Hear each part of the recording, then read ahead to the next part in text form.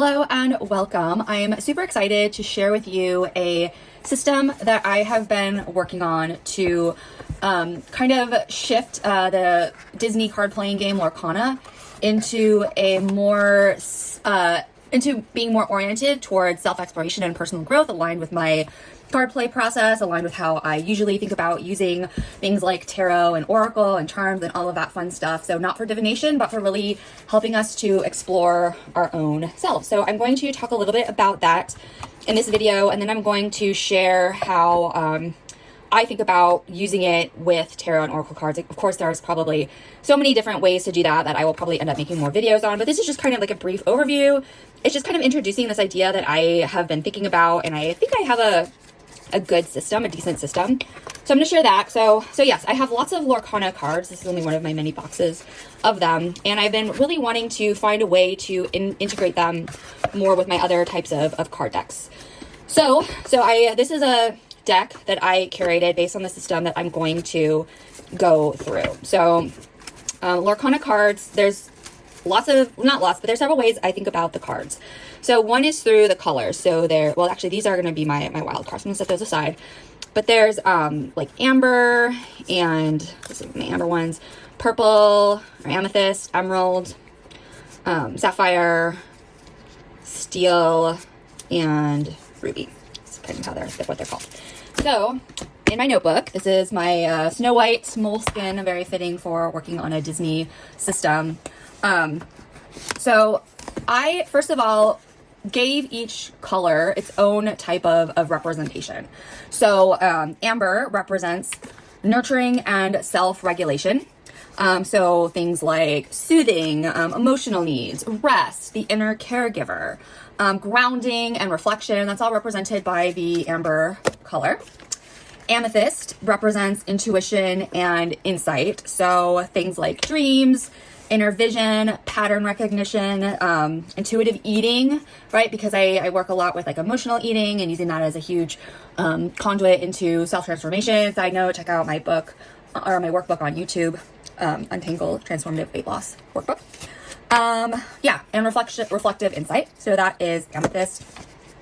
And then emerald is boundaries, discernment, self-trust, structure, identity, saying no. We can use it, for food boundaries. So again, kind of I think about these more as like general categories, but thinking about ways to make it more specific, like, for emotional eating, things like that. Values, emotional honesty, that's represented by emerald. And then moving along into sapphire. So sapphire represents planning and systems, so strategy, organization, setting goals, planning, navigating transitions, and decision-making. Steel is protection and strength, very fitting with like knight armor. So resilience, coping skills, overcoming obstacles, and thinking about inner strengths and resources to draw on. And then finally, the last color, ruby, is action and courage. So this is motivation, choices, energy. You can use it for habit change and inspiring, actual action or movement. So those are the colors and what I think of them as representing. And then within each color, I broke it down. Well, Lorcana has characters, actions, locations, and objects or items. Okay. And so within each color, I set it up as picking 4 characters, 3 items, 4 actions, and 2 locations. So thinking about what these all represent, right? What they are metaphorically representing, I guess. Character cards represent parts of self, guides, inner archetypes, strengths, struggles. So they're more like archetypal in terms of relating to ourselves or even, I guess, people in our lives. And then the item cards represent, they're like a concrete like practice, or like I'm super big on metaphorical objects. They can be tools or symbols or like anchor behaviors in some way. So they're kind of like, or like if I think about my healing concept cards from my card play process, they're like metaphorical objects basically is a very succinct way to think about them. Actions are like actions. They could be a micro practice or some kind of a ritual, things like that. And then finally, location cards they could be states, they could be an environment or a scene, could be an inner world or kind of a new environment of some kind, whether it's an actual place, an inner place that you're stepping into, or they could just be like a reflective place, a place to relax, regroup, ground, that kind of thing. And then I added 2 wild cards and I just kind of went through them. And this Break Free Tinkerbell card represents a catalyst. So whenever this card comes up, it sparks new insights. And this wild card, I really like the fairies. I think it's from Sleeping Beauty. Our mirror, it's a mirror card. So this reflects an aspect of the self. So these are the cards that, so like I just previously already said how many like characters, objects, or items and actions and locations per card in the deck, and then 2 wild cards. So it's about 80 cards, or it is 80 cards actually. And then now let's talk about some of these numbers on the cards and how they function. So the card on the top right, or the top left, is the cost or the ink. So when using it, or when using Lorcana in this system, this actually represents the emotional cost or the emotional like energy or effort that is required for the card. So if it's low cost, it's pretty gentle. If it's higher cost, it is a little bit, requires a little bit deeper emotional work to do it. On character cards, there is a willpower, like a strength card, or sorry, a willpower and like a strength number. I forget. I don't think of them in these terms when I'm like playing this game. I just know that this can do 2 damage and it takes up to 6 to like banish it, I guess. So strength and willpower. Okay. So strength is like the action, so the ability to act. And then willpower is the emotional capacity, so like the ability to sit with discomfort. So this Mulan character, she has a strength of 2, so not like super high. 2's actually, I guess, pretty common. But she has, more willpower, greater ability to tolerate discomfort than Goofy, who has 4. And then if you do include things like questing, there's questing for lore in the actual game. I'm not sure. I haven't thought through too much about how to integrate that into the process that I'm going to talk about now with like tarot cards, but that would just be, insight gained. All right, so that is the system, the basics, and this is always in process and progress as I kind of think more about how to work with these types of cards in this way. But now I'm going to talk about how you can integrate this with tarot and oracle. All right, so now I'm going to show one way out of many to potentially use Lorcana as a tool for self-discovery and personal growth, and even including a tarot deck. I'm going to be using the very fitting Disney's Hocus Pocus tarot deck.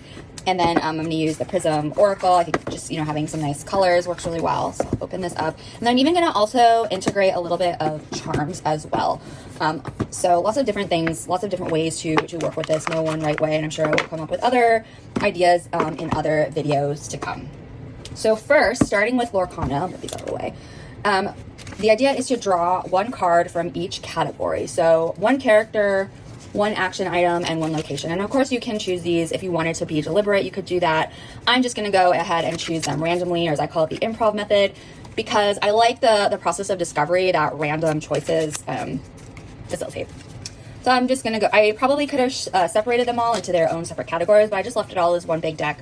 So I'll be just choosing, character, action, and item. So this is my action, this is my character, this is my location, and this is my, I need an item.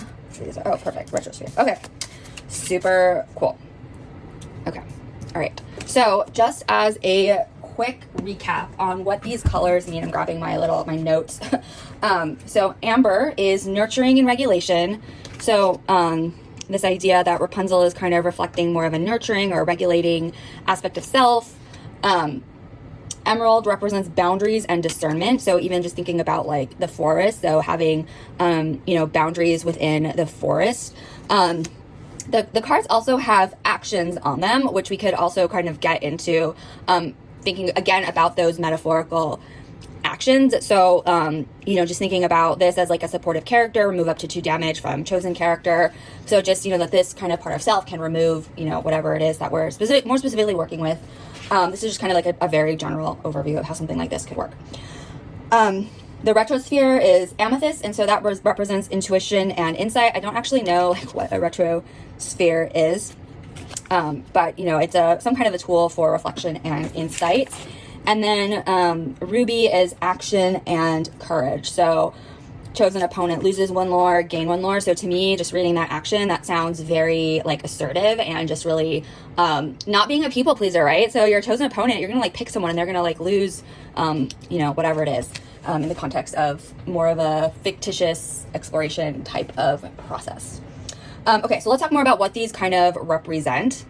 So the character represents who or what part of you is central to the scene.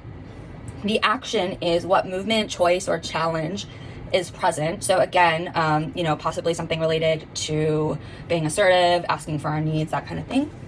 And, or not, I don't know, it could be something else. That doesn't have to be what it is. And then the item is a resource, strength, or obstacle that is available. And again, remember, it's kind of, because it is amethyst, it is representing something that is more related to our own intuition, our own insight. Maybe it's even like trusting our own selves, boundaries, setting boundaries between ourselves and external sources, external influence. I don't know. I mean, the cool thing about working with cards in this way is that the meaning can shift and change over time.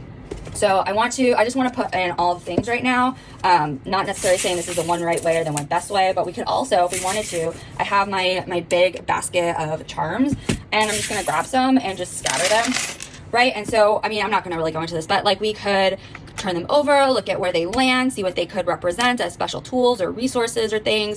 I mean, just this cat is just so funny. It just reminds me of my own cat, which is a huge grounding and calming place for me. So I mean, there's just so many fun ways to like add little like objects and elements to kind of really go more into thinking about the relationships among things, kind of different layers of experience that are kind of out there and things like that. Now we can also draw oracle and tarot cards to deepen the insight of this kind of scene that we're like setting up. You know, maybe these represent, maybe this is like what's in the Sherwood Forest. You know, maybe the sun is out, or not. The moon is out. It's the sun and the moon, right? This is a fictional universe. Who knows? Maybe this is like sustenance. You know, physical, emotional, spiritual nourishment, things like that. I don't know. There's just so much here that we could play with and really go off of. I mean, you could spend so much time on this. But like if we were just going to kind of draw cards, you know, we can use them. We can use these tarot and oracle cards to, you know, add an emotional tone if we're kind of going more in a story direction, think about guidance or even a warning. Maybe even thinking about a hidden strength or an unseen obstacle, right? Like if this you know, figure and a part of self is kind of on this journey through the Sherwood Forest. What are some obstacles they might encounter? What are strengths that they could use to overcome? You know, maybe this is like an obstacle that they meet up, the Queen of Lightning, and how could they use, you know, what does this represent to you personally? What strengths could be used? Things like that. You know, King of Lightning, that's interesting. And then, you know, potions, the 2 of potions. So again, just kind of thinking about how these all play off of and interact with each other. How do the tarot cards like shift the story for the main, you know, the main protagonist here? Is there some kind of wisdom or guidance that like an oracle would provide? Even thinking about the color, so faith, right? And then it's interesting that this is amethyst or purple, because that kind of represents that more intuition and insight, which is kind of over here with the retrosphere. So does this object kind of relate more to that concept or that idea around faith? What is faith? What does that look like to you? That kind of thing. What subtle energy does that add, right? And then, I mean, the more we kind of like evolve and like go down this rabbit hole, so to speak, we're really kind of starting to step into a story, and we're integrating, you know, the pieces from the Lorcana cards with tarot, oracle, charms, really as kind of characters and forces. I mean, we can get into a whole like world building and role playing off of this, if that was kind of where it was evolving into, thinking about the choices that the character is making, and using like tarot cards to kind of think about what is the outcome of that choice. Like, does this, you know, inner figure of like nurturing and regulation, you know, how do they, what is that interaction like with the with this figure, right? The 8 of potions and things like that. And then kind of at the end, you know, when you're like done with something like this, I really like to kind of go from the fictional and then make it more personal. So thinking about any strengths, challenges, or truths that emerged, what could really offer a key for transformation in our lives outside of the game, obviously. Is there a next step that got illuminated, or some kind of a hidden pattern? And then kind of thinking about if we're like really just kind of looking at this combined thing, almost imagining it like it's just this like cauldron that we like put a bunch of stuff into.